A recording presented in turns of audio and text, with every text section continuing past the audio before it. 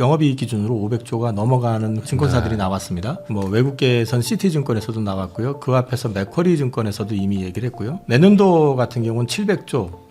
가장 크게 지금 베팅을 한 데는 제가 알고 있기로는 맥쿼리인데 그게 2월 달에 나왔는데 930조가 된 거죠. 930조. 뭐 그렇게 되면은 뭐 얘기 다 했죠.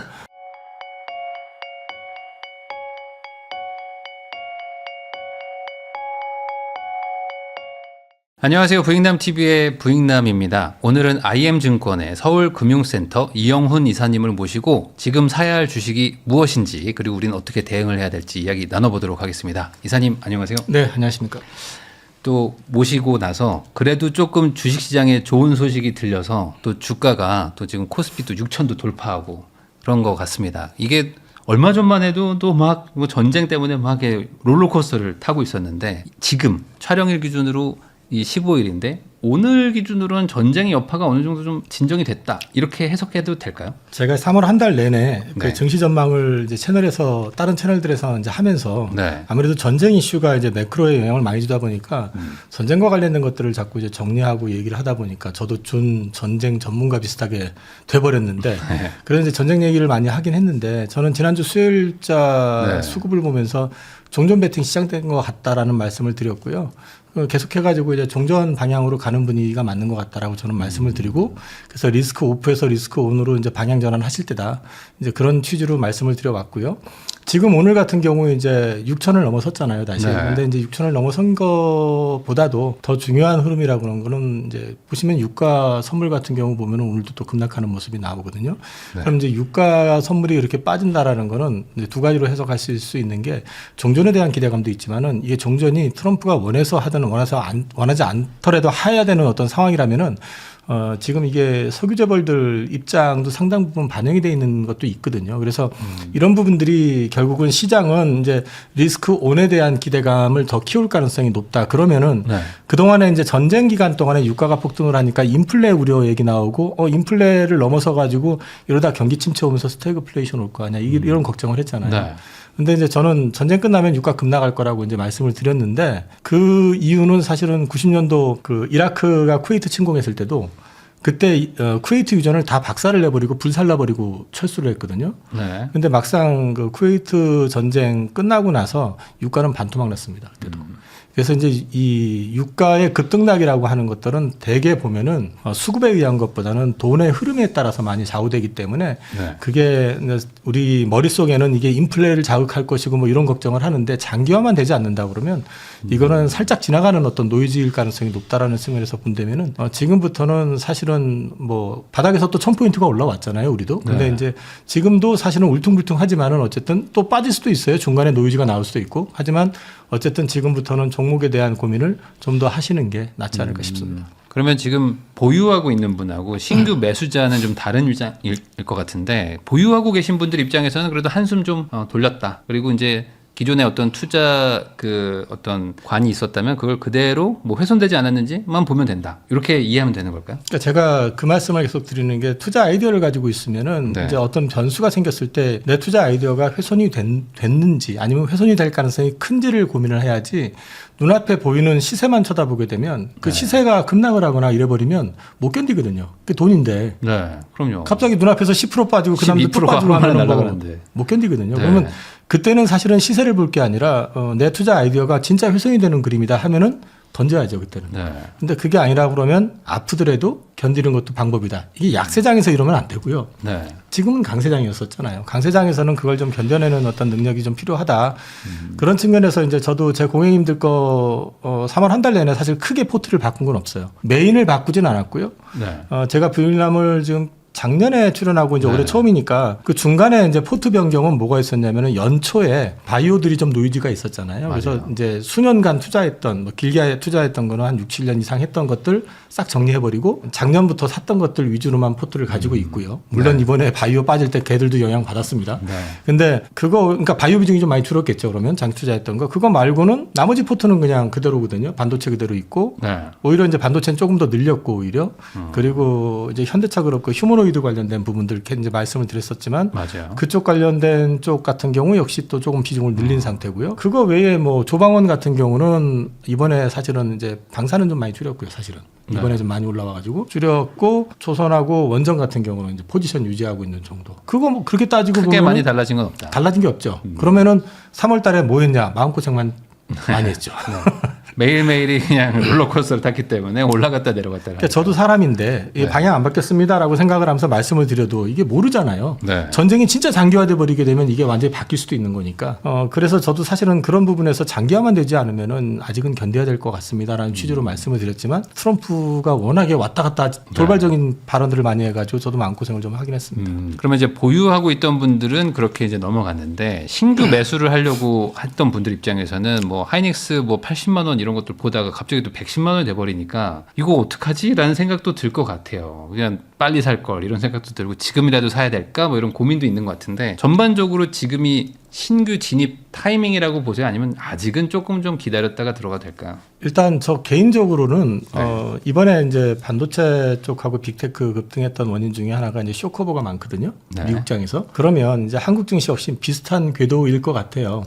왜 한국의 반도체가 쇼티지가 나고 역대급 실적이 나는데 연초에 계속 팔아댔느냐? 그거는 미국에서는 AI 버블에 대한 얘기들이 연초 계속 있었잖아요. 그래서 엔비디아가 어닝 서프라이즈 내고 포워드 가이던스도 엄청 잘 나왔는데도 그날 5%가 넘게 빠졌었어요. 그런데 한쪽에서는 메모리 쇼티지 났다고 주가 계속 올라가요. 네. 그러면 그 정상적인 사고를 하고 있는 투자자 입장에서 본다면 뭐 한국 사람들이 비정상이라는 게 아니라 워낙에 실적이 좋았기 때문에 당연히 주가는 올라가야지 맞다고 저도 생각을 하는데 그 투자자들 입장에서 봤을 때 특히 빅테크하고 큰 기관들 네. 빅테크하고 이런 우리나라 삼성이나 하이닉스까지 같이 하는 입장에서 봤을 땐 AI 버블에 대한 얘기가 있고 이게 연속성에 대한 의문이 있는데 네. 그것 때문에 엔비디아는 빠졌는데 여기는 쇼티지 났다고 계속 올라가는 게 상식적으로 말이 될까요? 당연히 팔죠. 네. 왜?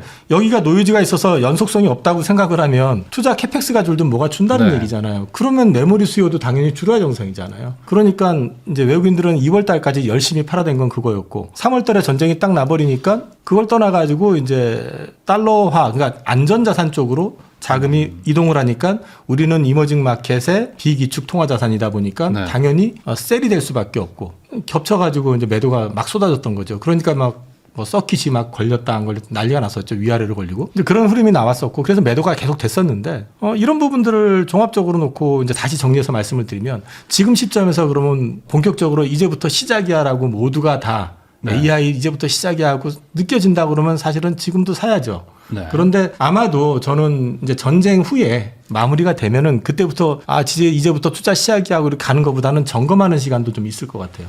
시장에 대해서 네. 얼마만큼 말하자면 인프라가 훼손이 돼가지고 이게 유가라든지 아니면 시장의 어떤 센터를 어떻게 자극을 할 건지 그다음에 이게 금리에 대한 부분들을 어떻게 건드릴 건지에 대한 점검도 좀 있을 것 같거든요. 그러면 좀 울퉁불퉁할 것 같아요. 그러니까 네. 이게 막 한 방향으로 가는 게 아니라 위아래가 이제 움직임이 좀 있을 것 같은데 그렇다고 그러면은 가급적이면 사시더라도 한 방에 다 사시지 마시고 분할해서 올라갈 때보다는 좀 빠질 때 대응해서 매수하시는 전략 좋고요. 그다음에 이제 이렇게 구조가 잡히게 된다면 지금은 어닝 시즌이라고 말씀드렸잖아요. 하이닉스 지금 주가가 삼성전자보다 유독 강하게 붙었던 이유가 뭘까요? 삼성전자 보니까 하이닉스도 어닝 서프라이즈는 예고된 거잖아요. 네. 이거 보면 이게 확실한데 거기다 종전 얘기 이제 나오기 시작하니까 네. 더 강하게 움직였던 거거든요. 그러면 여기에서 더 큰 수익을 보는 것보다는 어떻게 보면 어닝 시즌과 맞물려 가지고 그 어닝이 좋아지는 섹터라든지 네. 기대할 수 있는 부분들 관련돼 있는 쪽 있잖아요. 그런 쪽에서 또 퍼포먼스가 생각보다 강하게 나올 수 있죠. 그러면 새로 들어가시는 분 입장에서는 반도체만 쳐다보실 게 아니라 시장 전반을 이제 열어놓고 어닝과 관련된 것들도 한번 소팅해 보시고 기본적으로 이쪽은 담아가시더라도 말씀드린 것처럼 오를 때보다는 좀 빠질 때 이렇게 조금씩 담아가는 전략 그런 건 괜찮을 것 같습니다. 그럼 지금은 이제 전쟁의 어떤 이슈는 조금 사그라들었다고 치면 반대로 실적 장세다라고 생각하면 되나? 이제 실적이 좋게 찍히는 것들에 주목이 확 갈까요? 실적에 대한 부분들이 많이 강조가 될 거라고 저는 봅니다. 네. 그래서 실적 어닝 서프라이즈가 나오게 되면은 기대감이 없던 종목도 갑자기 좀 불을 뿜을 가능성도 있고요. 또 한 가지는 이번에 전쟁 나고 나면서 제일 많이 흔들렸던 건 사실은 AI 쪽이었죠. 네. 다른 것들도 많이 빠졌지만 뭐 제 기억이 맞다면 삼성전자 같은 경우 지금 이제 21만 원 넘어서 있지만 그거 17만 원, 16만 원까지 떨어졌죠. 네. 그다음에 뭐 하이닉스 같은 경우도 뭐 90만 원 깨지지 네. 않았었나요? 네. 당연히 급등을 하는 거잖아요. 그런 쪽으로. 그러면 그쪽과 관련돼 있는 쪽, 상대적으로 좀 들어올라 있는 쪽, 이런 쪽도 관심을 가져보실 만한 거죠. 그러니까 아까 뭐 괜찮아질 만한 실적 좋아질 sek터가 있다 뭐 이런 얘기도 해주셨는데 뭐 대략 어떤 데를 얘기하시는 거예요? 그래도 어느 정도 감을 좀 잡으려면 뭐 반도체도 여전히 유망할 것 반도체는 같고 뭐 반도체에서도 이제 삼성전자, 하이닉스 말고도 소부장 쪽에서도 이제 캐펙스 투자가 이제 더 늘어날 수밖에 없는 섹터. 요즘 낸드 쪽 얘기도 한참 네. 나오고 있는 상황이니까 뭐 그런 쪽이라든지 그런 거 한번 체크해 보실 필요도 있을 거고, 또 하나는 개인적으로 봤을 때는 지금 주가는 전혀 반응이 없지만 조선주 같은 경우도 네.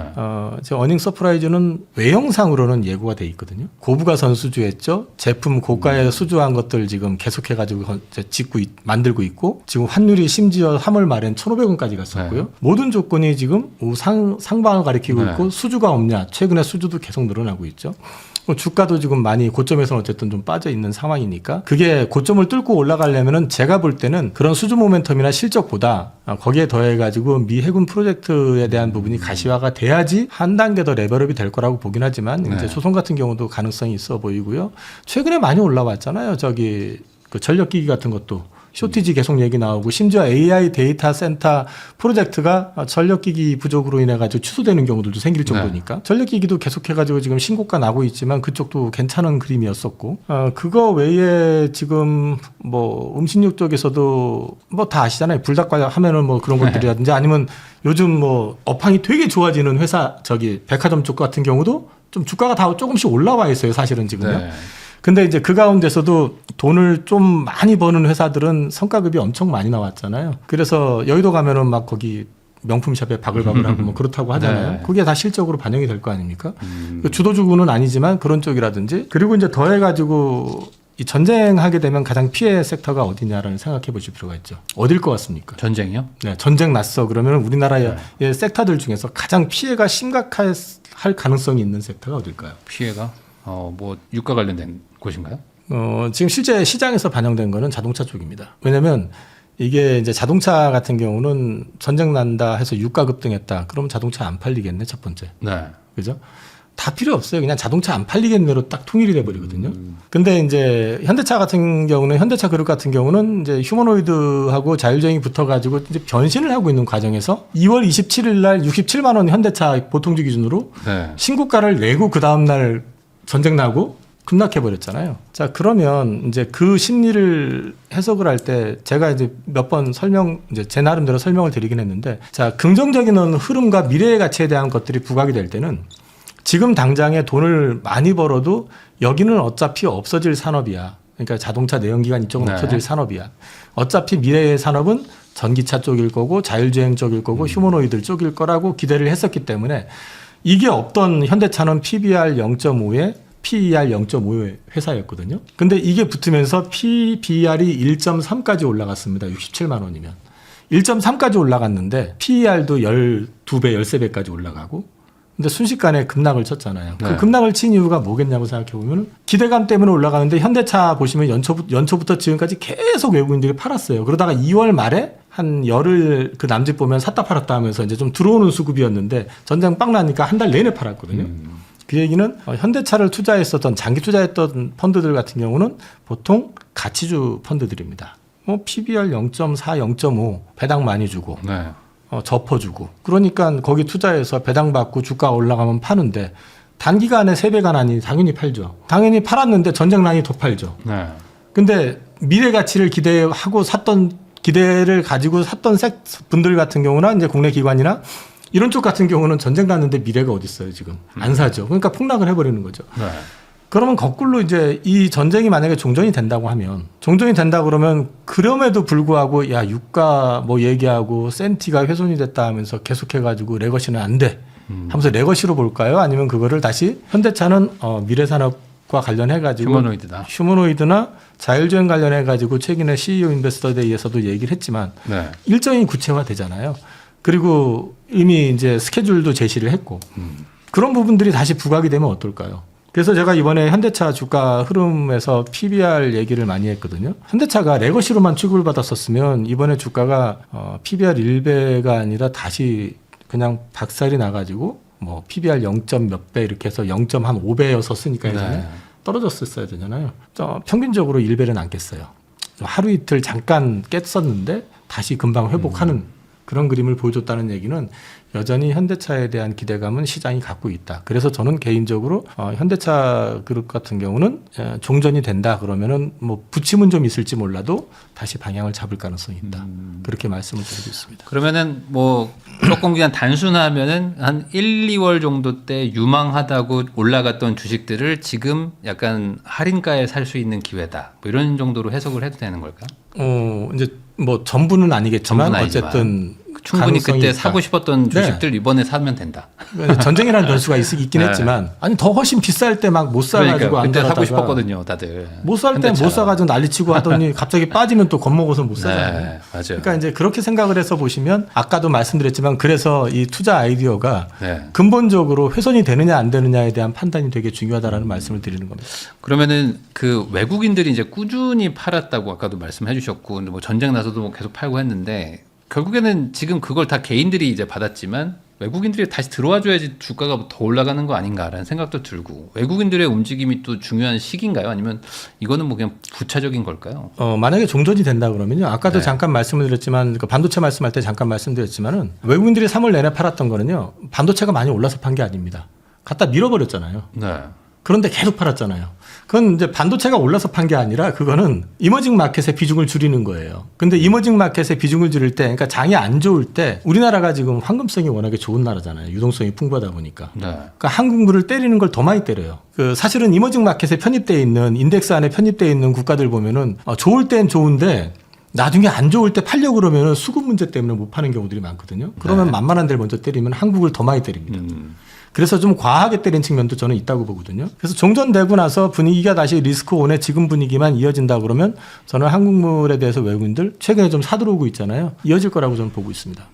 그러면은 어쨌든 전쟁이 난 게 뭐 어느 정도 이제 마무리가 돼간다면 뭐 지금 매수하는 것도 나쁘지 않은 타이밍이다. 뭐 이렇게 보시는 거네요. 중기적으로 봤을 때는 여전히 지금 뭐 지수 뭐 상단이 뭐 6,300인가가 네. 고점이었던 것 같은데 거기에 갇혀 있는 것 같아 보이지만은 저는 그게 그렇게 두려운 자리는 아닌 것 같습니다. 그러면은 다시 옛날의 얘기들로 돌아가면 뭐 7천, 8천 만을 지금 봐야 되는 시기인가요? 사실 지금 6,100이면 꽤 많이 높은 건데 뭐 7,000을 본다 그러면 먹을 게 별로 없는 것 같고 한 8,000 만은 봐야지 지금 들어가는 게 의미가 있는 거라는 생각도 들고요. 이게 신규 매수자. 지수가 많이 올라가니까 지수 1000포인트 올라가는 거를 되게 우습게 이제 생각들을 하는데 그게 이제 삼성전자만 땡겨버려가지고 만약에 삼성전자 하이닉스가 땡겨가지고 1000포인트로 올라가게 되면 주변 주들은 사실 수익을 못 내요. 그런데 이쪽이 만약에 올라가는 게 좀 숨고르기를 하는 상황에서 나머지가 땡겨버리게 되면 큰 수익은 그쪽에서 크게 납니다. 시총이 작으니까 상대적으로. 이제 그 말씀을 드리는 거는 지수보다는 이제 실적 그러니까 종목 장세 형식으로 해가지고 좀 순환이 될 가능성이 있다는 것도 염두에 두시고 네. 그 다음에 이제 여전히 지금 저는 계속해가지고 3월부터 말씀을 드렸었던 거는 반도체 노이즈가 있잖아요. 고점 네. 노이즈도 있고 많이 하는데 저는 아무리 고민을 해보고 자료를 뒤져봐도 그렇게 말하는 논리에 동의하기가 좀 어렵다. 개인적으로는 그렇게 보고 있어요. 근데 이제 전쟁이 장기화가 된다면 투자에 대한 아이디어가 정말 훼손이 될 가능성이 있기 때문에 그때는 문제가 되지만 지금 제가 생각하는 것처럼 이제 종전의 어떤 그림이 전체적으로 그려진다 그러면 저는 투자 아이디어가 유지가 될 것 같고 그렇다고 해서 또 삼성전자가 지금까지 올라왔던 것처럼 계속 가느냐 그거는 또 쉽지 않잖아요. 그러면 그 노이즈가 언제 있을 거냐 그러면 결국 가가지고 내년 실적 27년 실적과 28년 실적을 전망하는 시점이 언제쯤이냐면은 2분기 실적이 나오거나 아니면은 마무리되는 시점. 그러니까 좀 네. 앞에서 좀 짧게 보면은 한 우리가 삼성전자가 항상 첫 번째 주 금요일 날 발표를 하니까 그걸 기준으로 하면은 7월 첫째 주겠지만 보통 이제 CEO 컨퍼런스 콜 하는 게 7월 말이잖아요. 네. 그럼 7월 말 8월 초쯤 되면은 27년의 방향성 그다음에 28년에 대한 그림이 나올 거예요. 근데 그때 조금 슬로우해질 것 같으면 약간 노이즈가 있을 것 같아요. 그때는. 근데 그 전까지는 저는 크게 지금 고민할 상황은 아닌 것 같고 만약에 삼성전자 뭐 밸류에이션으로 보면 지금 하이닉스가 여전히 PER이 5배 정도밖에 안 되니까 비싸다고 얘기할 단계는 아닌 것 같은데 다만 이제 이 성장의 기울기가 이제 기울기에 대한 추가 평가가 아마 그때쯤 있을 것 같다. 그래서 그걸 감안해서 본다 그러면은 그 안에서는 반도체도 포트에 당연히 담아야 되지만은 저는 조금 분산해 가지고 투자하는 것도 나쁘지 않다. 네.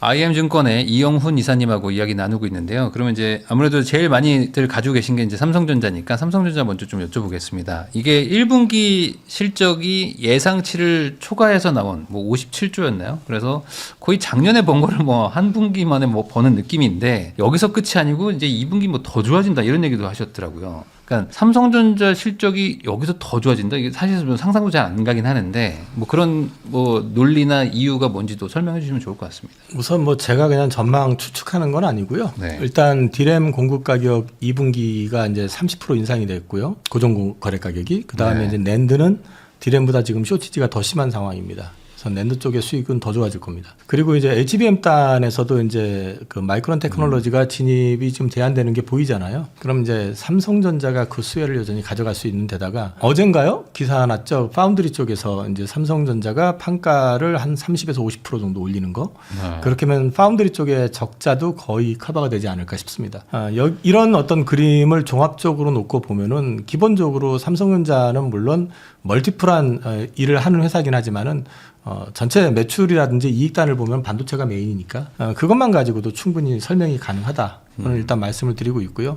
환율과 관련된 부분들은 종전되면 물론 더 빠질 거라고 보지만 우리가 생각하는 이제 옛날도 아니죠. 불과 뭐 한 10여 년 전만 하더라도 1,200원 전후, 1,200원 밑에도 있고 했었으니까 그렇게까지 금방 떨어질 가능성은 현재로 봤을 땐 별로 없어 보이니까 적어도 이제 1,400원 전후라고 그러면 환율에 대한 노이즈도 실적에 있어서는 크지 않을 거다. 그렇게 놓고 본다 그러면 당연히 주가 실적은 지금 1분기 대비 2분기가 더 좋을 것 같고 원래 성수기는 3분기라고 하는데 이번에 이제 성수기 개념이 없이 가는 그런 분위기라서 근데 이제 3분기까지는 계속해서 증익이 나오는 어떤 패턴이 나오지 않을까 보고 있습니다. 근데 이게 실적이라는 것도 물론 뭐 연단위 실적도 중요하겠지만 이제 분기별로도 이렇게 계속 늘어나는 게 어쨌든 주가한테는 좀 좋은 거죠. 이게 뭐 꺾이는 느낌이 나지 않아야 되는 거 아닌가요? 이것도. 원래는 이제 성수기 비수기가 있거든요. 네. 그래서 삼성전자가 사이클 호황일 때도 이제 실적이 좋은 시즌이 있고 안 좋은 시즌이 있어요. 뭐 4분기 같은 경우는 통상적으로 비용도 많이 떨지만 대체적으로 이제 한 단계 그 완제품을 만드는 거는 이제 이런 반도체나 이런 거는 이제 한 분기 전에 뭐 납품이 되니까 이제 마지막 분기 때는 좀 줄어들고 하는 게 있는데 지금 분위기는 뭐 계속해서 이어지는 분위기인 것 같고요. 저는 이제 그 분기의 어떤 변화, 증익 여부, 증익의 변화 이것도 중요하겠지만 그거보다는 앞서 말씀드린 것처럼 2분기 지나고 나서 아마도 27년에 대한 구체적인 이제 방향에 대해서 뭐 회사가 됐든 아니면 증권사 리포트를 통해 가지고 지금도 나오고는 하는데 이건 사실은 지금 추정이 좀 많이 들어가 있는 거고 이제 그런 부분들을 갖다가 이제 얘기할 수 있는 자리가 분명히 있을 것 같고요. 그걸 한번 들어보실 필요가 있고 또 한 가지는 지금 LTA라고 해서 장기 공급 계약 얘기를 계속 하잖아요. 3년에서 5년 장기 공급 계약을 지금 하고 있는데 그 마이크론은 뭐 최대 5년까지 지금 했다고 기사가 나왔고요. 지금 구글이나 마이크로소프트라든지 이런 회사들이 찾아와 가지고 장기 공급 계약을 요청을 하고 있고 진행을 하고 있는데 재밌는 현상은 그 가격까지 픽스해가지고 해주기를 원하는 거는 빅테크 입장이고 삼성이나 하이닉스는 가격은 유동적으로 기간에 물량은 세팅을 하는데 가격은 그때그때 이 얘기는 더 올라갈 거라고 기대를 하고 있다는 얘기죠.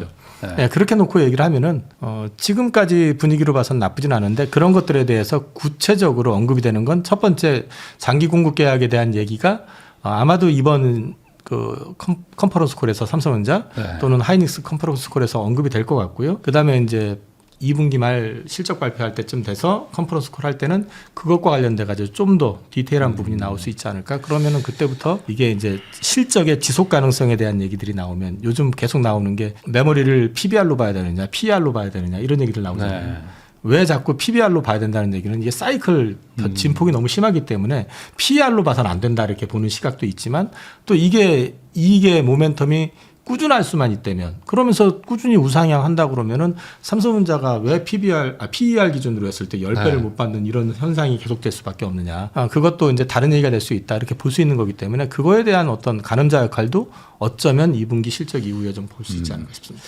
근데 어쨌든 빅테크 기업들이 사이클 산업이라고 말하기는 뭐한 어쨌든 실적이 그래도 꾸준히 나와주는 곳들이 많은데 그런 곳들이 이제 당연히 그러니까 장기 계약도 할 수 있는 것이고 그러면은 거기들도 바보가 아니니까 장기 계약한다는 건 그게 훨씬 유리하다는 거고 안 해놓으면 나중에 못 구할 수도 있다라는 생각에 맡긴다면 아직은 추정치지만 내년 실적이 더 좋을 거라는 거를 예상해 볼 만하지 않는가요 지금? 그러니까 증권회사 전망 뭐 네. 국내 증권사뿐만 아니라 해외 증권사까지 전체적으로 놓고 말씀을 드리면 올해 삼성전자하고 하이닉스 실적 전망이 이미 합산해가지고 영업이익 기준으로 500조가 넘어가는 증권사들이 나왔습니다. 뭐 외국계에선 시티증권에서도 나왔고요. 그 앞에서 맥쿼리 증권에서도 이미 얘기를 했고요. 내년도 같은 경우는 700조.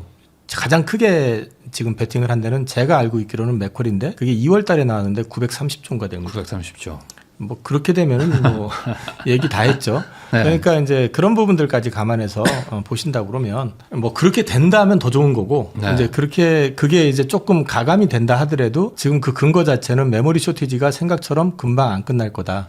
첫 번째는 지금 HBM 같은 경우도 이게 HBM3, 그다음 4로 넘어가면서 수율이 올라가느냐 안 올라갑니다. 난이도가 높아지기 때문에 수율은 오히려 떨어집니다. 네. 그럼 거기에 웨이퍼가 투입이 되는 거는 더 많이 들어가야 돼요.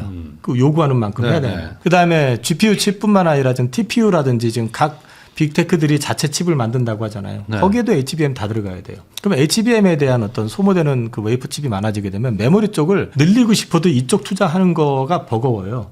근데 이 메모리 쪽 같은 경우도 지금 첨단 장비만 중국에 안 주면 CXMT라든지 뭐 양쯔 메모리라든지 이런 쪽이 금방 못 따라옵니다. 아무리 갈아가지고 뭐 한다고 네. 해도 그거는 제품의 기술적 난이도 때문에 쉽게 못 따라오기 때문에 그렇게 되면은 메모리 쇼티지는 상당 기간 지속될 가능성이 있습니다. 그래서 퀄컴이 CXMT하고 아마 손잡고 스마트폰용 DDR5 개발 그 네. 얘기를 하는 것 같아요. 근데 이제 그게 가능할지는 지켜봐야죠.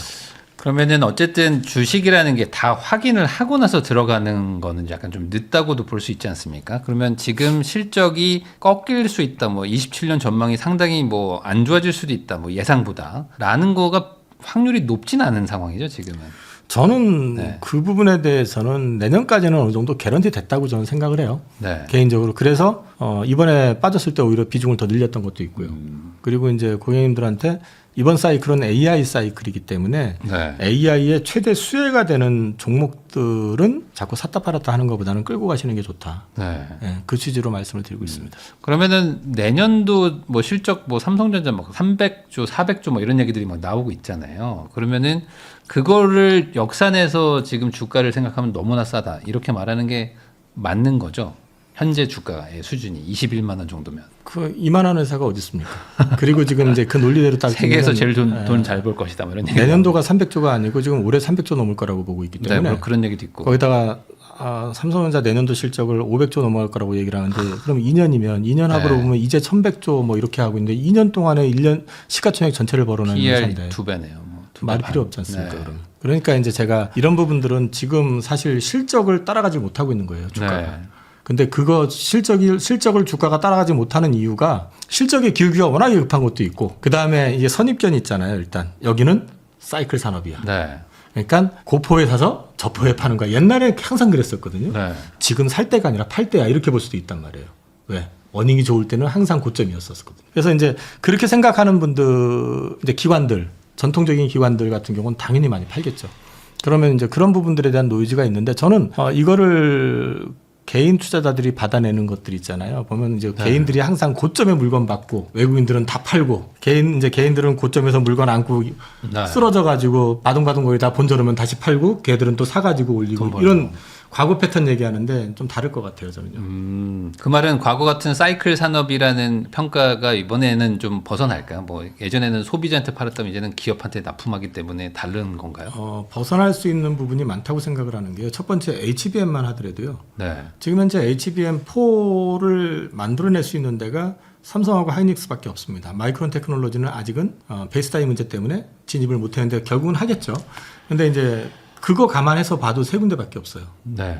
그 다음에 메모리 쪽도 뭐 DDR4는 중국산 뭐 이미 많이 들어와 있지만 아까 말씀드린 것처럼 DDR5 쪽이라든지 이런 쪽 같은 경우는 중국에서도 쉽게 못 만들어요. 그 다음에 또 한 가지 그러면은 이제 빅테크가 메모리 돈 되는 거 알겠어. 그럼 나도 지금부터 메모리 투자해가지고 공장 만들고 장사할 거야. 가능할까요? 뭐건 어렵겠죠. 네, 그건 기술적인 부분도 있고 그 다음에 설비 투자하는데 1-2천억 가지고 되는 게 아니잖아요. 네. 그렇기 때문에 진입 장벽이 엄청 커진 상태예요. 여기는. 그 말씀을 드리는 거는 경우에 따라서는 어차피 빅테크한테 속아가지고 3사가 한번 큰 고생을 했었단 말이에요. 2017년, 18년 때. 네. 그랬기 때문에 그쪽에서 야 물건 달라고 한다고 해서 덥석 주지 않아요. 그래서 장기 공급 계약이라는 게 나오는 거거든요. 물량 픽스하면서 강제적으로. 근데 이런 것들까지 놓고 본다 그러면 저는 조심스럽지만은 어쨌든 이 회사에 대한 어떤 변화. 예를 들어 가지고 똑같은 것 같아요. 저기 현대차 같은 경우도 네. 메모리한다. 레거시 자동차로만 봤을 때 내연기관차 가치로만 인정을 해가지고 평가할 때 하고 자율주행의 어떤 가치가 붙고 휴머노이드의 퍼포먼스를 보고 양산 일정 구체화되니까 거기에 대한 기대감이 올라오면서 미래 산업에 대한 가치가 붙다 보니까 그동안 항상 0.5 PBR 0.5짜리 회사가 지금 1배가 네. 넘어선 상태잖아요. 이건 가치의 재평가거든요. 그러니까 소위 말해서 멀티플 조정이거든요. 마찬가지 그림이 나올 수도 있다. 저는 그렇게 보고 있습니다. 삼성전자가 실적도 좋은데 멀티플 조정까지 오면 주가가 지금이야 뭐 몇 배가 올라가는 거 아닌가요? 그렇게 되죠. 뭐 100만 원 넘어가는 거 아니에요? 그냥 희망사항일 뿐입니다. 아직은.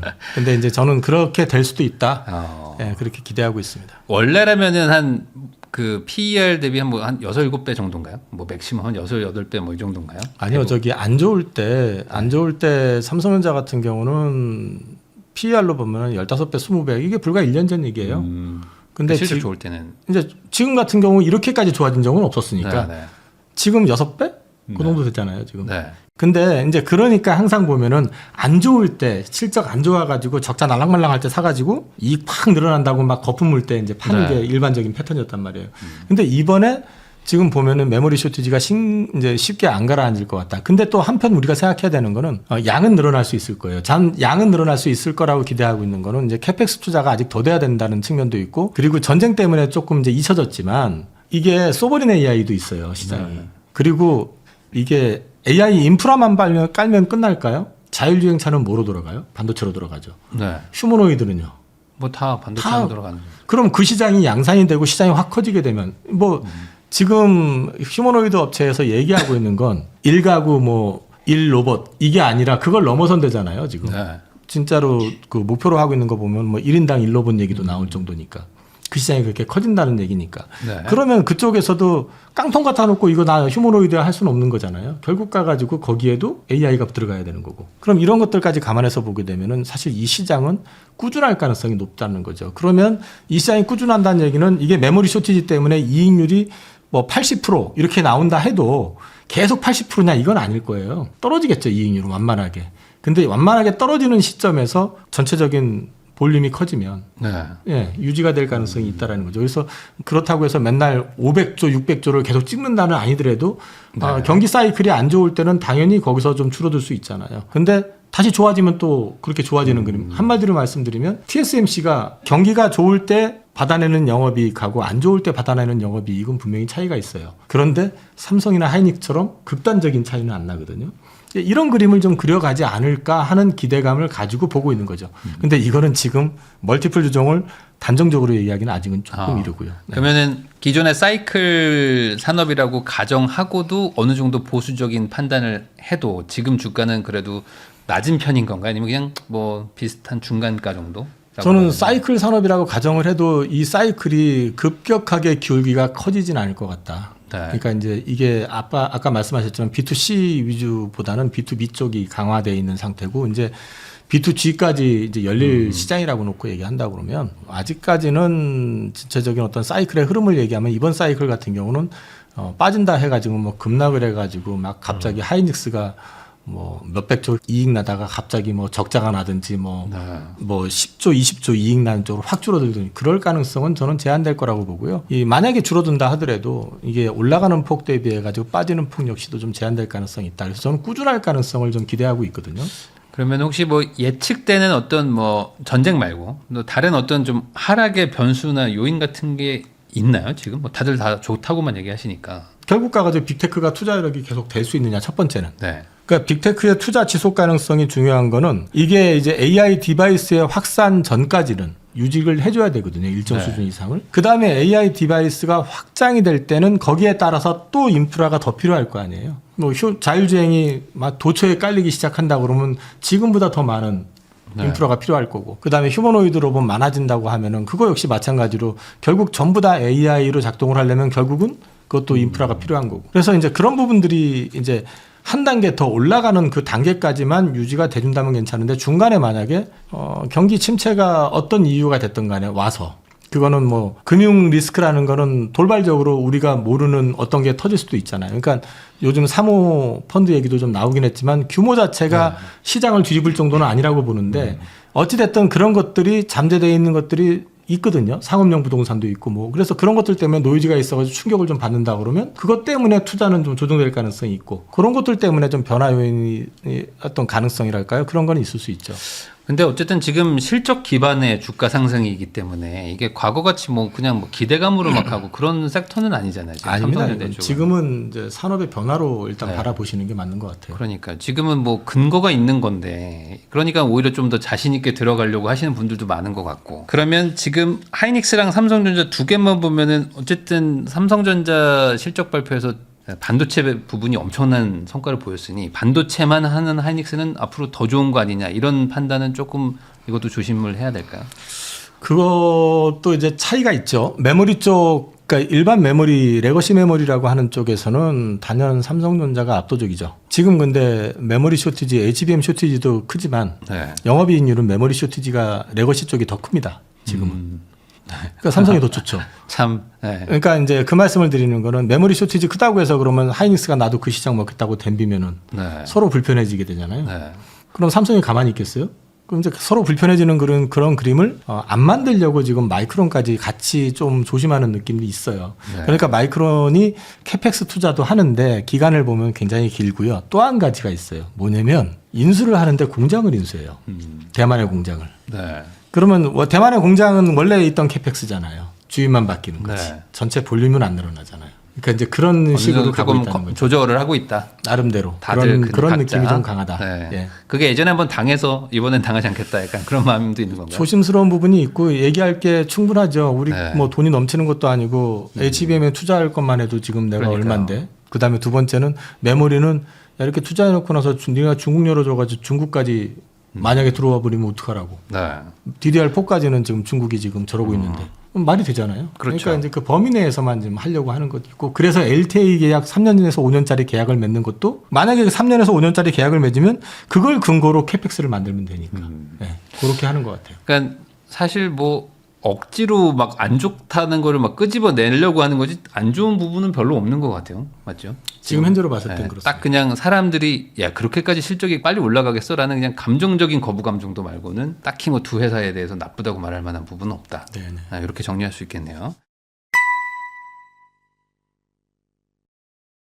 IM증권 서울금융센터 이영훈 이사님하고 이야기 나누고 있습니다. 그 삼성전자 반도체 쪽이 좋다라고 말씀해 주셨고 이거에 대해서는 뭐 사실 많은 분들이 다들 공감은 하시는 것 같아요. 근데 투자자의 입장에서는 꼭 그 섹터가 좋다고 해서 그 회사 투자하는 게 더 많은 수익을 낸다라는 건 다른 얘기잖아요. 네, 그렇습니다. 뭐 예를 들어 요즘에 뭐 건설주도 막 엄청나게 올라가 있고 이런 거 보면은 실적 좋다는 곳에다가 무조건 돈을 넣는 것도 답이 아닐 수도 있는데 그 원전도 계속 좋게 보시잖아요. 네. 원전 쪽이 삼성전자 대비 수익률이 더 좋은 섹터인가요? 이렇게 그냥 한번 여쭤보면 이걸 어떻게 봐야 되나요? 이거는 아니면 더 확실하게 안전한 투자처라고 생각할 수도 있을까요? 왜냐면 전기는 무조건 필요한 거 아닌가? 이런 생각도 들고. 전기는 무조건 필요한데 왜 필요한지를 생각을 해보면요. 네. 그게 다 AI하고 또 맞물려 있습니다. 네. 전력난이 물론 전력 노후화 때문에도 그렇고 원래 지금 사실 미국이라는 나라가 선진국이라고 하고 유럽도 선진국이라고 하지만 가보시면 우리나라보다 부족한 인프라가 엄청 많습니다. 그중에 대표적인 게 전력하고요. 그다음에 또 하나는 도로입니다. 그런데 이제 미국 같은 경우는 특히 노후화가 심해가지고 교체 수요도 있지만은 지금 AI에 집중 투자하는 이유 자체가 이게 글로벌 패권하고 또 연결이 돼 있기 때문에 네. 이건 계속해서 갈 수밖에 없는 방향성이다라고 일단 생각을 하시면 될 것 같고요. 앞서 말씀하신 것처럼 어느 쪽이 수익이 더 좋았냐. 작년부터 올해까지 놓고 얘기하면 원전이 더 좋았습니다. 제가 부일남은 좀 늦게 나왔지만은 제가 저기 작년 연초에 원래 저는 이제 증권사 직원들이 종목 추천을 못하게 돼 있습니다. 왜 컴플라이언스 이슈 때문에. 그래서 수급 특징주로 원전주를 얘기하면서 원전에 대한 어떤 가치에 대한 얘기를 말씀을 드리면서 특징적인 거 하나 말씀드리겠다. 자, 바이든 행정부가 물러나고 트럼프가 당선이 된 상태에서 작년 1년 내내 변화가 하나 있습니다. 뭐냐? 작년 1년 동안에 외국인들이 4,800만 주를 주식을 샀는데 주가는 17,000원에서 24,000원에서 갇혀가지고 안 움직인 주식이 있습니다. 그게 두산에너빌리티입니다. 네. 라고 말씀을 드리고 공부 한번 해보시라. 그리고 트럼프는 그린에너지 되게 싫어한다. 네. 네, 그게 이제 작년 연초에 드렸던 말씀이고요. 실제로 저도 이제 관련해가지고 원전 베팅을 그때부터 하기 시작했었고, 그때 기준으로 보면은 지금 4배 올랐죠. 네. 10만 원, 11만 원인가 12만 원까지 갔었으니까 어쨌든 4배 올랐습니다. 지금 10만 원 넘어 있으니까. 그리고 그거보다 더 많이 오른 거는 현대건설입니다. 현대건설 빅베스 하면서 그 주가 4만 원대 있던 게 2만 원대 중반까지 떨어졌었던 게 지금 17만, 18만 원 하고 있죠. 그것도 사실은 실적이 좋아서 아닙니다. 원전입니다. 네.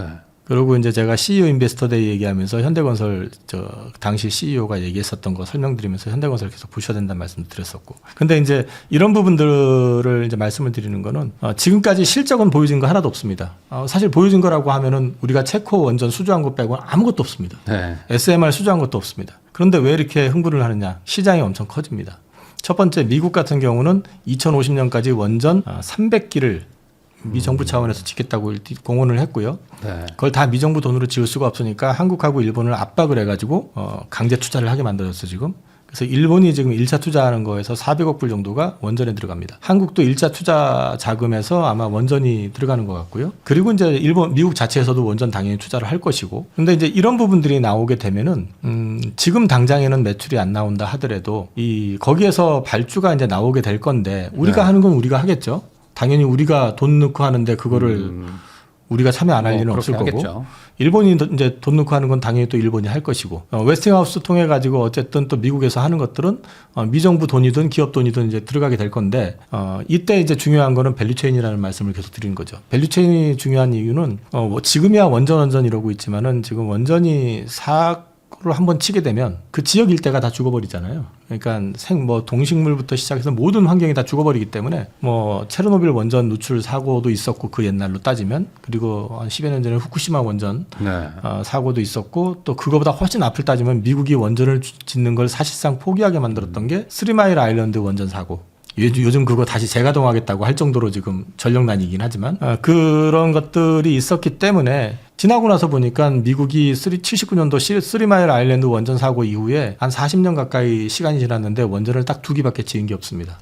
그러면 2기밖에 지은 게 없는데 그 원전을 물론 다 100% 미국산으로 하진 않았겠지만 미국 내 밸류체인이 무사할까요? 무사할 리가 없잖아요. 네. 자, 후쿠시마 원전 터지고 나서 마찬가지로 유지 보수만 했지 그거를 갖다가 추가로 짓는 거 포기하고 원전 더 이상 안 짓겠다고 선언했던 일본인데 그쪽 밸류체인 무사할까요? 그러니까 죽이기나 이런 것들은 이제 만들어낼 수 있는 회사들이 몇 개 있어요. 근데 그것도 제한된 숫자가 있습니다. 그러면 이제 우리는 그 밸류체인을 온전히 다 가지고 있는 드문 나라입니다. 그래서 우리나라 원전은 이제 제가 한수원을 중심으로 하는 코리아 원팀도 중요하지만 웨스팅하우스를 통해서 이제 가게 되는 경우에도 그 밸류체인 안에 우리가 들어갈 수 있다. 또 SMR 관련돼 있는 회사들 뭐 뉴스케일 파워도 될 수 있고 홀텍도 될 수 있고 페르미도 될 수 있고 이런 데들이 다 밸류체인을 보면 우리나라 기업들이 들어가 있습니다. 네. 그래서 원전 시장이 본격적으로 개화가 된다면 우리나라 기업들은 거기에 따른 수혜를 받게 되는데 문제는 이게 하루 이틀 1년 2년 하고 그칠 게 아니라 아까 말씀드렸지만 미정부는 2050년까지 계획입니다. 근데 이거 쉽게 안 바뀔 거라고 보는 게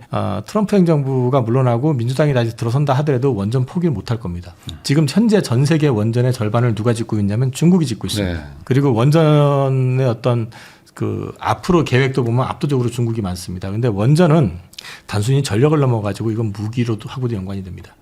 기술적인 측면에서의 중요성이 굉장히 크거든요. 그래서 러시아하고 중국이 지금 이쪽을 계속해가지고 해나가는 상황에서 미국이 마냥 포기할 수 있겠느냐? 그건 아닐 거라고 봅니다. 그리고 최근에 유럽연합에서도 원전에 대한 포기를 너무 일찍 했다라는 후회의 발언을 의장이 직접 얘기했고 독일 같은 경우도 이제 장관이 원전 도입에 대한 얘기를 공식적으로 제안을 했습니다. 북유럽 쪽도 원전 이제 착수한다고 그렇고 이탈리아 역시도 40년 만에 다시 원전 도입을 얘기가 하고 있는 상태고요. 그러면 그런 시장들이 다 열리게 된다 그러면 밸류체인을 다 갖고 있게 되면 어떤 시기든 우리는 수혜를 볼 수 있다라는 측면에서 보신다 그러면 그 포텐셜이 생각보다 크고요. 더 중요한 거는 뭐냐면 원전을 하는데 그 가장 중요한 게 뭘까요? 부품도 중요하지만 접었어야 될 거 아닙니까? 지어본 업체들이 제한되어 있어요. 우리나라도 사실은 뭐 원전 옛날에 나도 접었어 하는 회사들도 있긴 하지만 꾸준히 접었고, 예, 그렇기 때문에 그런 쪽들이 수혜를 볼 수밖에 없다 해서 가장 레퍼런스가 많은 데가 현대건설이다 보니까 현대건설이 불을 뿜은 거거든요. 네.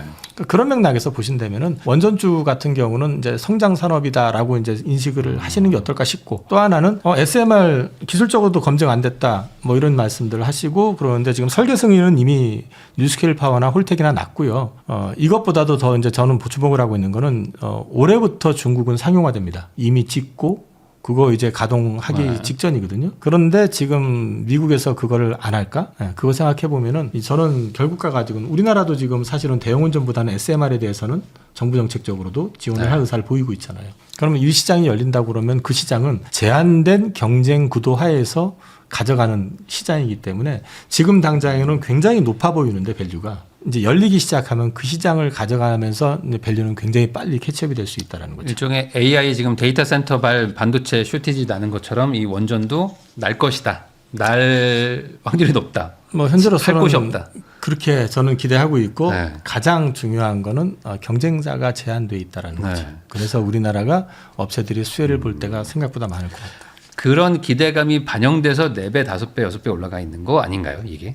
네, 그건 측면 네. 분명히 있습니다. 네. 근데 지금 여기까지는 기대감으로 올라왔다 치는데 만약에 발주 나오면 세론 아니냐? 발주 나오면 그걸로 끝나는 게 아니라 계속 나올 거라니까요.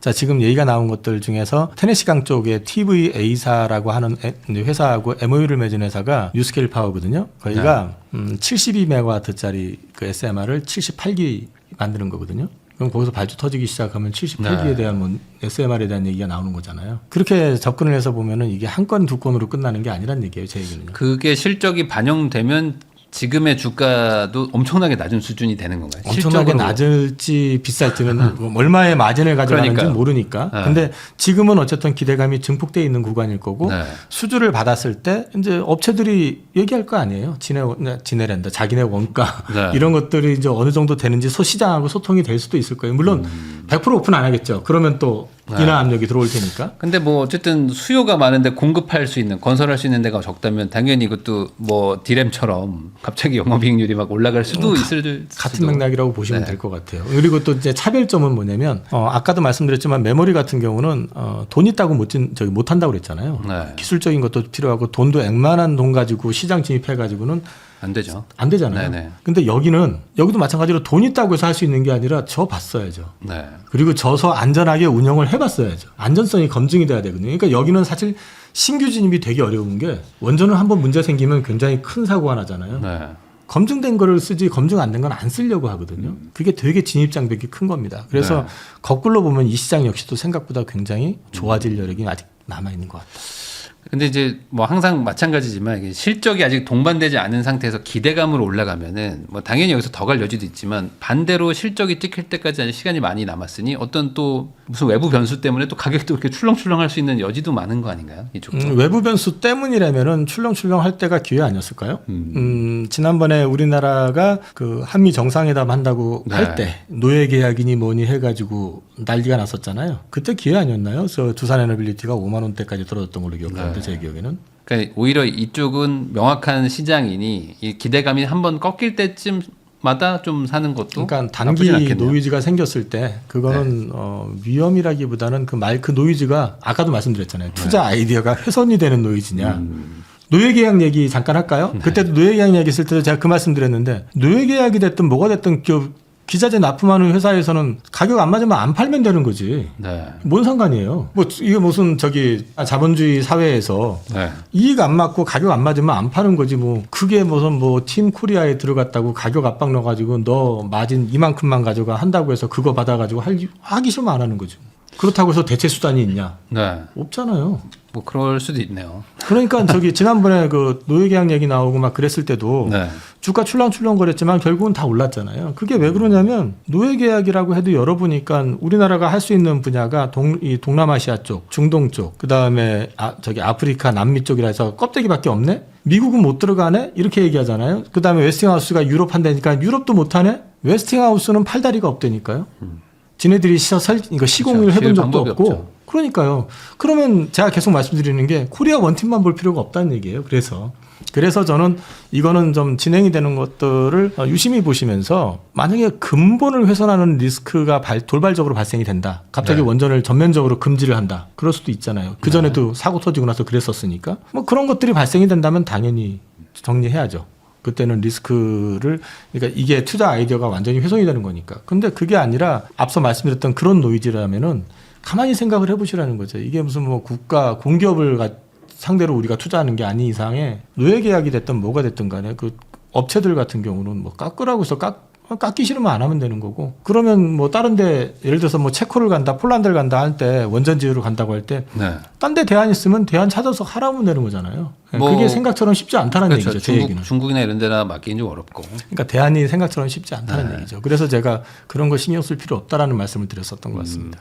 그럼 반대로 원전주 투자할 때 좀 조심해야 되는 리스크 뭐 이런 거는 그럼 뭘까요? 뭐 너무 올라갈 때 안 사면 될까요? 그러니까 원전주 보시면 작년에 올라온 폭이 워낙에 드라마틱했기 때문에 그거 생각하고 들어보시면 못 견딜 겁니다. 왜냐면 말씀하셨잖아요. 네. 아무것도 보여준 것도 없는데 지금 주가 4배 올랐는데. 4배, 5배, 6배씩 네. 올라가니까. 거기다 대놓고 지금 투자해가지고 그걸 또 기대한다는 것 자체. 그걸 네. 기대감을 가지고 들어와서 쳐다보고 있는데 안 가면은 못 견디죠. 거기다가 노이즈 한번 생겨가지고 한 10% 15% 빠지면 손절 안 할 수가 없죠. 그러니까 이제 투자하실 때 이거는 지금 아직 숫자가 찍히는 것도 아니고 구체적으로 매출이 그러니까 수주가 본격화된 것도 아니잖아요. 그러면은 조금은 좀 목표치를 그러니까 마음을 조금 눈높이를 낮추셔가지고 시장을 바라보시는 게 좋을 것 같고 네. 거기에 맞춰가지고 포트의 하나로 가져가시는 건 좋아요. 근데 답답하다는 생각하실 수 있을 수도 있는데 제 고객님들 중에서는 지금 23,000원대 사신 분 지금도 그냥 갖고 계세요. 근데 그분 같은 경우는 지금 10만 원, 9만 원, 10만 원에서 지금 올해 내내 9만 원대에서 10만 원이었었어요. 그죠? 네. 그러면 1월 달에 현대차로 바꿨었으면 뭐 그렇게 생각할 수도 있잖아요. 그렇게 생각하는 분들이 많죠, 사실. 예, 그렇게 생각할 수도 두 있잖아요. 번만 갈아타면 근데 그게 성공적으로 됐을 때하고 네. 바꿨다 이제 못 그게 처음에 그랬었으면 성공적이었겠지만 2월 27일 날 못 참고 에이, 어쩔 수 없이 현대차하고 덤볐었으면 착살 났죠. 네. 그러니까 투자라는 거는 몰빵보다는 포트폴리오를 가지고 견뎌나가는 게 현대차가 수익이 안 날 때는 답답하지만 배당으로 그 당시에는 주가가 쌌으니까 견뎌왔고 네. 다른 쪽에서 원전이 됐던 방산이 됐던 조선이 됐던 이런 쪽에서 수익을 크게 내주고 바이오에서 수익 내주고 있다가 이쪽에서 주춤해지니까 이제 조선 주춤해지고 뭐 하니까 그 다음에 갑자기 현대차 폭등을 하는 거잖아요. 그러면서 또 수익을 내주고 포트폴리오의 중요성이라는 게 그런 거거든요. 그러니까 너무 몰빵 투자하시는 거, 올인하시는 것보다는 그래서 방향성이 좀 좋아 보이는 섹터들을 가지고 포트 전략으로 가져가시게 되면 그것도 나름대로 시장 수익률 대비해서 나쁘지 않습니다. 오히려 훨씬 더 좋은 경우들이 많습니다. 그러면 제가 좀 궁금한 거는 지금 뭐 광섬유 뭐 이런 것들도 있잖아요. 그러니까 뭐 AI 관련돼 가지고 뭐 병목 현상 난다고 사람들이 생각하면 막 지금 뭐 몇백씩 막 올라가는 것 같아요, 전반적으로. 그러면은 이런 투자 방식이 앞으로 당분간은 작동한다고 보세요? 어쨌든 AI가 대세니까. 저는 일단 투자할 때요. 네. 저는 휴머노이드 한참 작년에 현대차 움직이기 전에 네. 휴머노이드라고 해서 뭐 몇천억짜리가 막 몇 조 되고 막 그런 회사들 많았었잖아요. 근데 저는 계속 말씀드렸었던 게 그룹사하고 연계되는 회사 아니면 하지 마라. 실체 없다. 아직은 네. 제가 보기에는. 네. 근데 휴머노이드에 대한 기대감은 역대급이었기 때문에 주가는 다 급등했어요. 근데 제가 휴머노이드 이제 실체가 있으니까 좀 공격적으로 하셔도 괜찮을 것 같아요라고 말씀을 드렸던 게 현대차 이번 CES 전에 작년에 계속해서 저는 현대차를 길게 끌고 오기도 했었지만은 이제 퍼포먼스 보여주면서 특히 깐부 회동할 때 네. 예, 그때 GPU 칩 확보할 때 그 전후부터는 제가 이제는 실체가 나오는 것 같으니까 사시는데 그러면 기존의 휴머노이드 이런 거 아니요. 그거 말고 현대차 그룹을 사고 아니면 현대차 그룹하고 연계되어 있는 부품 회사를 사라. 그렇게 말씀을 드렸거든요. 마찬가지입니다. 지금 통신 관련돼 가지고 방금 광 얘기하셨는데 지금 광 관련돼 있는 우리나라 회사들은 과거에 물론 통신사 쪽으로 미국 통신사 쪽으로 납품 이력이 있는 회사도 있고 한데 그 당시 납품하던 걸 납품하는 게 아니거든요. 그럼 이번에 이제 기술적인 부분에서 실체가 있는지를 먼저 보셔야 됩니다. 첫 번째는. 그 다음에 이제 이게 진짜 납품이 되는지는 또 다른 얘기거든요. 우리나라만 독보적으로 갖고 있는 기술은 없거든요, 지금. 그러면 이것과 관련해 가지고 저는 그래서 이제 말씀을 드리는 건 전 사실은 그쪽 관련된 투자 별로 안 합니다, 지금. 그리고 오히려 광 쪽으로 해 가지고 우리나라에서 만약에 그게 정말 제대로 활성화된다 그러면 수혜를 볼 수 있는 기업이 있습니다. 삼성전자입니다. 아, 오히려. 그래서 네. 저는 그게 진짜 되면 삼성전자 더 좋아진다. 네. 네, 그렇게 말씀드리고 있습니다. 결국에는 이제 기대감뿐만 아니라 이제 실적이나 현실화 시키려면은 말씀하신 대로 어떤 그룹사의 어떤 각고의 노력이나 이런 것들이 필요하니까 그렇게 좀 굳이 그렇게 리스크 있게 투자하지 말고 좀 안전하게 가자 이런 얘기신 것 같아요. 그렇게 안 해도 네, 충분히 좋다. 뭐 제 고객님들 네. 퍼포먼스 자체가 시장보다 월등히 좋으니까요. 그게 이제 말씀드렸던 시가총액 뭐 2천억, 3천억 이런 것들 가지고 뭐 이슈 있는 것들 막 테마주 성격 잡아가지고 갔던 거 안 해도 충분히 시장 된다라고 저는 보고 보고 있기 사실 때문에 그런 데다가는 큰 돈 넣기 어려운데 이제 이런 데들은 이제 큰 돈 넣어놓고 이제 묵직하게 가지고 가면 중요한 거는 마음이 편하죠. 그러니까 불안하지가 않죠. 그러니까요. 네. IM증권 이영훈 이사님하고 이야기 나누고 있는데요. 아까 그 조선주 쪽도 이제 앞으로 실적 좋아질 거다. 근데 아직 실적이 안 찍혔다. 뭐 이런 얘기도 해주셨습니다. 근데 핵심은 미 해군과의 연계. 그러면 반대로 미 해군과의 연계가 앞으로 잘 될 거냐 이거를 어떻게 판단하죠? 뭐 그냥 마냥 기다려야 될까요? 지금 트럼프 맨날 말 바꾸고 있는데. 중요한 거는 미국이 자체적으로 풀어낼 방법이 없습니다. 이것도 마찬가지다. 그 미국이 지금 군함을 미국 내 조선소에다가 발주내잖아요. 그럼 네. 한국 가격 대비해 가지고 3배, 3배라도 제대로 납기를 맞춰서 이제 만들어서 납품을 하면 괜찮은데 납품이 안 됩니다. 지금 그런 구조고 저는 단적인 게 아마 미 해군 프로젝트에서 항공모함은 우리 조선소가 만들 수도 없고 네. 하겠지만 이번에 항공모함 보시면 자, 화장실 고장 나가지고 못 가는 저기 고치러 간 것도 있고 세탁실 고장 난 것도 있고 하잖아요. 그러니까 군함의 노후화가 굉장히 심각해요. 군함의 노후화, 군수 지원함의 노후화가 굉장히 심각한 상태인데 그걸 그대로 방치를 하게 되면 미국의 패권은 달러에서 나온다고도 하지만 그 달러의 가치를 지키려고 그러면요. 앞으로 필요한 건 첫 번째는 AI입니다. AI가 모든 정보를 장악할 것이고 지배할 것이기 때문에 소버린 AI가 없는 국가들은 사실은 주권 국가라고 해도 그 정보를 다 뺏기게 되면은 상당 부분이 예속이 될 가능성이 높습니다. 네. 그다음에 두 번째 필요한 거는 뭐냐면 미국하고 중국하고 그럴 가능성은 없지만 맞붙는다고 쳤을 때 전투기로 서로 맞짱을 뜰까요? 전투기로 가가지고 중국 전투기가 미국까지 날아가지도 못하겠지만 중간에서 태평양 중간에서 만나가지고 공중전하면서 끝낼 것도 아니잖아요. 결국은 해양 패권을 장악한 자가 전 세계의 패권을 장악해왔던 게 역사고 네. 그게 스페인에서 영국으로 넘어갔었고 영국에서 미국으로 넘어가면서 미국이 장악을 하고 있는 거거든요. 지금도 여전히 중국이 지금 군함 척수로는 100척이 많습니다. 25년 기준으로. 그리고 미국하고 중국의 차이는 미국은 신형 건조 함수가 너무 작아요. 거의 없어요. 다 퇴역해야 되는 것들. 이런 것들이 많은데 지금 중국 같은 경우는 신형 군함이 엄청 계속 찍어내니까 그러면 이게 시간이 가면 갈수록 문제가 커진다는 거죠. 군함도 노후화가 심해지게 되면 이 기동성이 떨어지게 될 테니까 그리고 이제 그것도 소위 MRO로 해가지고 수리한다고 해도 맡겨도 또 고쳐지지도 않는 상황이니까 그럼 이런 걸 언제까지 방치할 수 있겠냐. 이거 2030년 가게 되면은 이제 중국하고 미국하고의 군함 척수 사이가 130척에서 140척으로 더 늘어납니다. 근데 그게 문제가 뭐냐면 척수가 늘어나는 게 문제가 아니라 3, 4년 뒤면은 군함의 노후화는 더 심각해진다는 거죠. 네. 그러면은 미국에서도 이거 방치할 수 있는 상황은 아니다라는 거죠. 그래서 이번 주 초에 그 얘기가 나왔었어요. 미국에서 군함도 군함이지만 군수지원함 개선이 우선이다. 이제 그런 것들에 대한 이제 준비를 해야 된다라는 이야기가 실제로 나왔습니다. 다만 지금 왜 근데 미 해군 프로젝트가 빨리 될 줄 알았는데 안 되지? 첫 번째는 베네수엘라 때릴 때 너무 쉽게 이겼죠. 별로 힘 안 들이고 이겼죠. 어차피 상대가 안 되잖아요, 거기는. 이번에 중동전 가가지고 이제 전쟁을 벌였는데 뭐 네타냐후가 뭐라고 얘기를 했는지 모르겠지만 어쨌든 뭐 역대 최고의 대통령을 꿈꾸면서 같이 참여를 했다가 지금 한 달 이상 늘어지게 되고 좀 꼬이게 된 상황에서 야 우리 미 해군 군함 필요해 이걸 생각하겠어요? 전쟁에서 내가 어떻게 하면 최대한 많은 걸 얻어내고 모양 좋게 빠져나갈까 그걸 고민을 더 했겠죠. 그러니까 이제 이게 뒤로 밀린 거예요 지금. 네. 원래 전쟁 나기 전까지만 하더라도 존스법 관련해 가지고 행정명령으로 유예시켜버리는 얘기도 나왔었고 그런데 갑자기 전쟁 나면서 다 없어졌거든요, 지금. 근데 이제 지금 종전 분위기 임박한 상황에서 이제 종전이 만약에 된다 그러면 자기네들도 알 거예요. 어쩔 수 없이 해야 된다라는 거. 그래서 실제로 군수지원함 얘기가 이번 주 초반에도 나왔었고 이런 것들이 이제 구체화되면서 예를 들어 가지고 발주 나와서 우리가 수주한다 했을 때부터 주가가 움직이는 게 아니라 존스법 관련된 부분부터 행정명령으로 예를 들어서 존스법 적용을 유예를 시킨다. 하면서 이제 우방 국가들한테서 배를 건조할 수 있게 한다든지 뭐 이런 것들이 나오면 행정명령으로 거기서부터 이제 주가 움직임은 좀 있지 않을까? 저는 그렇게 보고 있습니다. 그럼 결국에 이제 추가 수주, 그러니까 신규 사업에서의 신규 수주가 되기 때문에 주가가 좋아진다라는 건데 군함을 건조를 하면은 수익성이 그렇게 막 급격하게 드라마틱하게 좋아지는 걸까요? 이게? 미국 거기가 조선소한테 그렇게 돈을 많이 줄까? 아니 미국 조선소한테 만약에 발주내는 금액으로 받게 되면 우리는 대박이죠. 근데 그렇게 안 주겠죠. 그렇게 안 주겠죠. 그렇게 안 주겠죠. 쥐어 짜려고 할 것 같은데. 그렇게는 안 주더라도 네. 일정 부분은 어느 정도 이제 줄 거고 네. 그다음에 쥐어 짜지를 못하는 건 아까도 말씀드렸지만 이거는 일방적일 수가 없어요.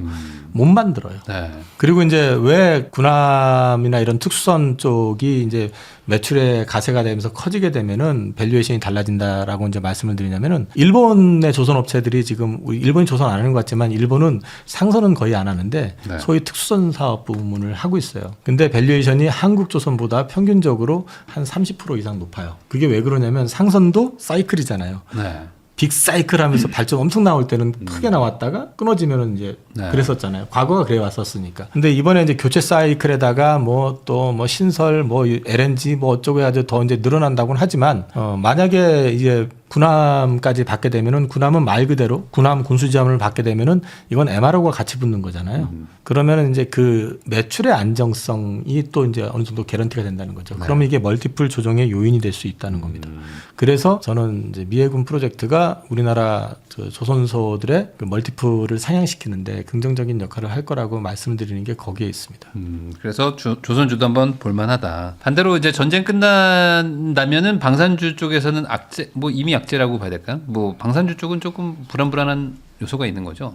그러니까 세로는 나올 수 있죠. 오늘도 보면 살짝 밀리고 하는데 이제 저는 세로는 나온다고 해도 주가가 뭐 폭락할까? 그러진 않을 것 같아요. 네. 일단 방산 수요라는 게 자 전쟁 끝났다고 해가지고 지금 이번 전쟁에서 특징은 뭐냐면 이란이 이스라엘을 주어라 팬 것만 아니라 주변 국가들을 막 두들겼잖아요. 레바논도 하고 뭐. 그러니까 아랍에미리트는 지금 이가 지금 갈릴 네. 정도로 지금 미사일 공격을 받았는데 그러니까 지금 그 중동 주요 4개 국가가 와가지고 뭐 우리나라한테 최우선으로 원유 줄 테니까 무기 달라고 하는 거 아니에요. 방어 무기 달라고 하는 것도 그건데 네. 만약에 전쟁이 끝나고 나면은 그 중동 국가들이 제일 먼저 뭘 할까를 한번 생각해 보면 요즘 재건 테마도 나오고 뭐 재건 얘기도 있고 그다음에 뭐 방산도 있을 수 있고 뭐 또 그거 말고 뭐 또 여러 가지가 있을 수 있겠지만은 제가 볼 때는 재건도 재건이지만 미국이 거기서 그래 놓고 나서 떠난다. 그런다고 해서 이스라엘하고 이란이 그 불편한 관계가 종전이 된다고 했을 때 이게 아마 이스라엘이 영구적으로 이란하고 싸우지 않는다 이건 아닐 거란 말이에요. 아마도 미국이 영구적으로 니네 안 건드릴게 이제 그게 개런티를 원하는 거잖아요. 그러면 그걸 약속을 할지 안 할지 모르겠지만 떠나게 된다고 했을 때 그러면 여기 남아있는 쪽은 뭐가 필요하겠어요? 제일 먼저. 무기가 필요하겠죠. 네. 그럼 무기 수요 당연히 늘어날 거죠. 나토 관련해 가지고 뭐 탈퇴안에 만회했다가 지 맘대로 안 된다는 거 아니까 이제는 하는 소리가 비협조적이었던 스페인이나 독일에서 미군 뺄 거야. 뭐 이런 얘기 하잖아요. 네. 근데 그걸 빼고 안 빼고가 문제가 아니라 이제 미국을 믿을 수 있을까요? 유럽연합에서? 믿기가 쉽지 않다라는 거죠. 그렇게 되면은 나토도 유럽연합 쪽도 자체 방산 수요, 방산에 대한 부분을 서두를 수밖에 없지 않을까? 네. 그렇게 되면은 파트너로 볼 수 있는 데가 별 몇 군데 없어요. 그럼 우리가 우선적으로 많이 부각이 될 거고 네. 동남아 쪽에서도 이번에 봤잖아요. 무기가 없으니까 한국에서 빼가고 여기서 빼가고 저기서 빼가고 해가지고 지금 집중했던 거. 그럼 동남아 국가들은 항상 중국하고 또 그 남중국해 쪽에서 분쟁이 있잖아요. 거기는 어떨까요, 그러면? 미국 믿고 우리는 그냥 마냥 그럴 수 있을까요? 거기도 마찬가지로 무장 수요 당연히 나올 수밖에 없다는 거죠. 그래서 가성비가 좋은 한국. 가성비라고 표현하면은 그전엔 저도 가성비란 얘기 했는데 네. 단순히 싼 게 아니라 성능 자체가 입증이 됐기 때문에 네. 다른 데가 너무 비싼 거죠. 그렇게 얘기하면은. 이제 우리나라 제품 자체가 워낙에 성능에서 뭐 천궁 같은 경우 이번에 요격률이 96%래잖아요.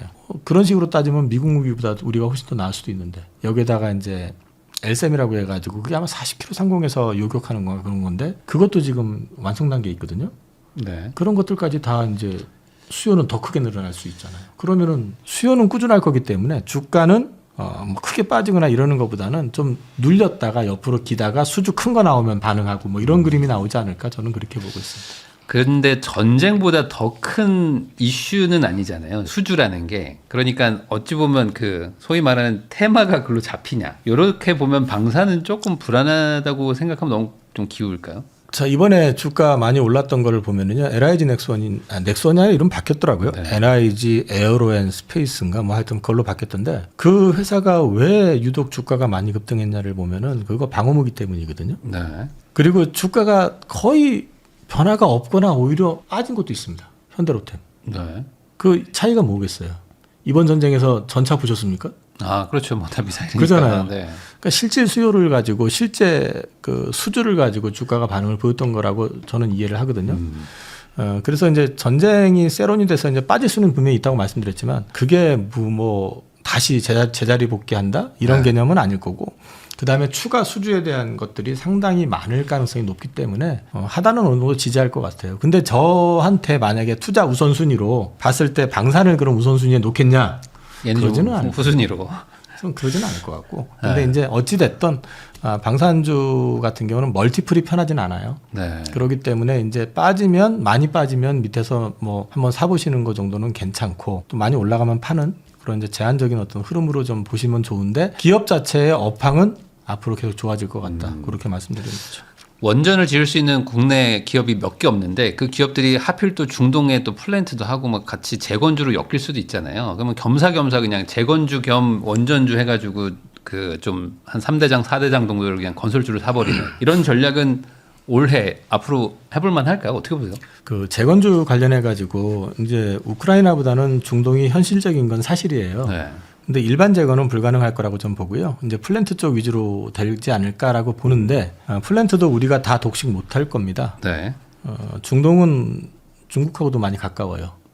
그래서 우리가 중동을 싹쓸이할 때만 해도 중국이라는 변수가 별로 하긴 없을 좀 때 그랬죠. 얘기였고 지금은 이제 아마 나노각기 정도가 될 거라고 생각을 하셔야 될 것 같고요. 그런 맥락에서 저는 말씀하신 3대장, 4대장 뭐 그런 쪽 이런 것도 좋지만 저는 가급적이면은 보신다면은 현실적으로 현지 네트워크가 확실한 네. 그 현지 네트워크가 확실한 회사들이 몇 개 있어요. 네. 그런 회사들이면서 동시에 원전하고 연결이 돼 있다면 그런 것들 정도는 관심 가져보셔도 되지 않을까. 뭐 그냥 그룹으로 얘기하면 삼성이나 현대 그리고 아마 이게 될지 모르겠어요. 이란을 갖다 끄집어 내준다면 미국이 지금 얘기하는 게 그랜드 바게인인가 뭐 얘기를 하는데 트럼프 대통령이 그러니까 원하는 거 다 주면은 내가 너를 잘 먹고 잘 사게 완전히 복귀시켜 줄 거야 정상적으로 그런 네. 얘기를 해서 만약에 된다고 하면 이란하고 진짜 친한 나라는 저기 회사는 네. 네, 그쪽이니까 그런 쪽들은 뭐 그렇게 한번 생각해 보셔도 될 것 같습니다. 이번 그 유가가 한번 올라가니까 이제 전기차에 대한 그 시각이 약간 좀 달라졌다라고 볼 수도 있고 아니다 여전히 불난다 뭐 이렇게 생각할 수도 있을 것 같은데 이게 뭐 고유가를 한번 딱 치고 가면서 친환경으로 가는 이거는 너무 좀 과한 상상력일까요? 유가 급락한다니까요.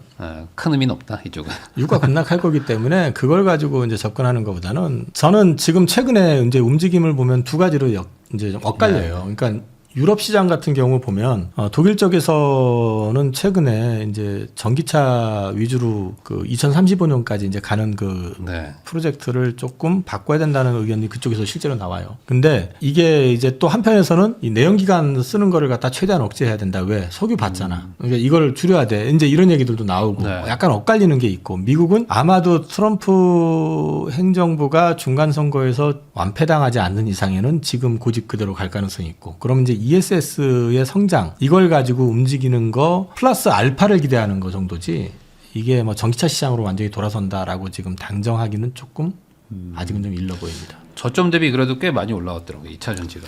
왜 올라왔느냐면요. 우선 가장 이제 작은 회사들은 사실은 수급적인 거라든지 약간 테마적인 것도 있어요. 뭐 보면 업체명은 특정하지 않겠습니다만 뭐 AI 쪽과 관련해서 동박을 납품하네. 뭐 이런 회사 있고 알루미늄 쇼티지가 나네 뭐 이런 것들도 있긴 한데 진짜 그 배터리 쪽에 업황을 가지고 해서 봤을 때 주가가 꾸준하게 퍼포먼스를 보인 거는 셀업체입니다. 셀업체고 그다음에 양극재 업체들 가운데서 LFP 양극재 양산이 가능하다고 하는 요즘 이제 어제 오늘 좀 주가는 좀 밀리는 것 같더라고요. LNF하고 네.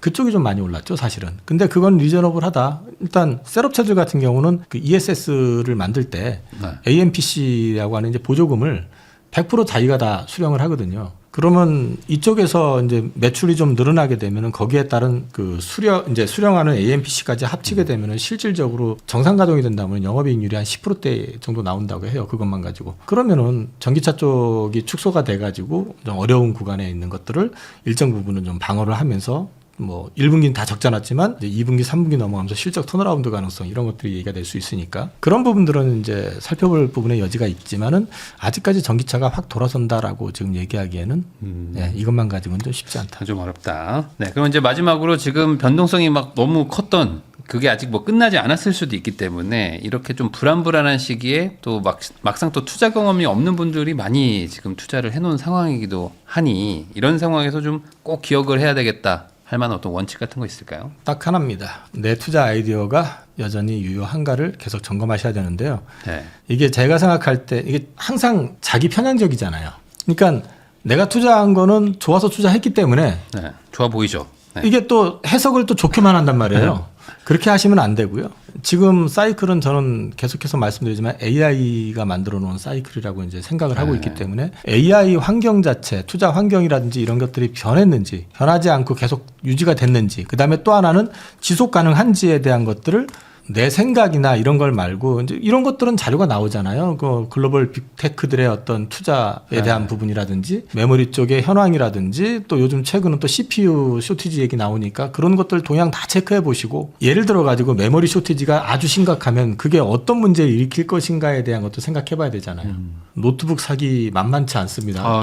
엄청 올랐습니다. 300만 원이 넘어요, 막. 저 그 뭐라고 하죠? 그 외부 외장 하드. 네. 이것도 지금 가격 장난 아니게 올라 있거든요. 근데 이게 가격 저항에 걸려버리면 어느 순간부터 구매를 안 해버릴 수 있잖아요. 네. 이제 그런 것들도 한번 생각을 해보셔가지고 이게 뭐 메인은 아니지만 전체적인 어떤 그림들 한번 생각해 보시면 이 사이클이 유효하다고 판단이 되시면은 잔파도에는 너무 흔드실 필요는 없다. 이제 그거를 말씀을 드리고 싶고 그래서 제가 이게 투자해놓고 나서 뭐 이런 말씀들 많이 하잖아요. 나 2030년까지는 뭐 안 볼 거야. 뭐 이러면서 네. 그러면 안 되죠. 진짜 큰일 날 그러면 소리고요. 안 됩니다. 이제 시세를 보시라는 게 아니라 환경. 내가 투자했던 아이디어 이게 여전히 유효하고 그런 환경이 지속 가능한지에 대한 것들은 계속 점검하시면서 투자하셔야 될 것 같습니다. 최소한 빅테크가 대규모 투자를 지속하는지 안 하는지 그런 걸 꼭 좀 보고는 있으셔야 되겠네요. 어쨌든. 그리고 AI 사이클이 단순히 투자만 한다고 되는 건 아니잖아요. 네. 확장에 대한 부분들이 나와야 될 거 아닙니까? 네. 그럼 그것들이 맨날 투자만 쳐다보고 야 투자만 계속 하나하나 그건 보시는 게 아니라 예고됐던 것처럼 휴머노이드 상용화에 대한 좀 부분들이 좀 되는지. 이제 구체화되는지, 그다음에 자율주행과 관련된 부분들이 얼마만큼 이제 퍼포먼스가 나오기 시작하는지 이런 것들을 계속 보셔야 돼요. 그러니까 현대차 같은 경우도 오늘 나왔던 거 보니까 2027년인가요? 2.5 버전으로 해가지고 자율주행 상용화 얘기를 끄집어냈거든요. 그런 것들이 실제로 이제 27년에 나온다 그러면 분명히 테스트는 분명히 올해 시작이 될 거고 그 다음에 그 모셔널을 통해 가지고 가는 것도 따로 간다고 그랬고 그리고 저기 웨이모 통해 가지고 하는 것도 현대차에서 차를 납품을 하잖아요. 그러면 웨이모 쪽의 확장이라든지 또 테슬라의 확장 이런 것들까지 다 전체적인 걸 한번 살펴보시면서 이게 다 칩하고 연결되어 있는 거고 AI하고 연결이 된 것들이니까 네. 그런 것들까지 다 살펴보시면서 어떤 방향성에 대한 고민을 해보시면 이번 같은 경우도 이게 장기전으로 간다 그러면 저도 고민을 했을 것 같은데 전체 분위기 자체가 장기전이 될 것 같지 않아서 네. 3월 달에 마음고생만 엄청나게 하고 넘어왔지만 네. 결과적으로는 다시 오더라 이 말씀을 드렸던 게 그 투자 아이디어에 대한 고민은 계속 하셔야 된다. 네. 그 말씀을 드리고 싶습니다. 결국에 방향성이 훼손이 안 된다면은 믿고 갈 필요가 있다. 이렇게 얘기를 해주신 것 같습니다. 지금까지 IM증권 서울금융센터의 이영훈 이사님 모시고 전쟁과 증시 어떻게 대응을 해야 되는지 이야기 나눠봤으니까요. 이런 내용들을 잘 참고하시면 좋겠다는 말을 끝으로 저도 인사 나누도록 하겠습니다. 오늘 나와주셔서 감사드립니다. 네, 고맙습니다.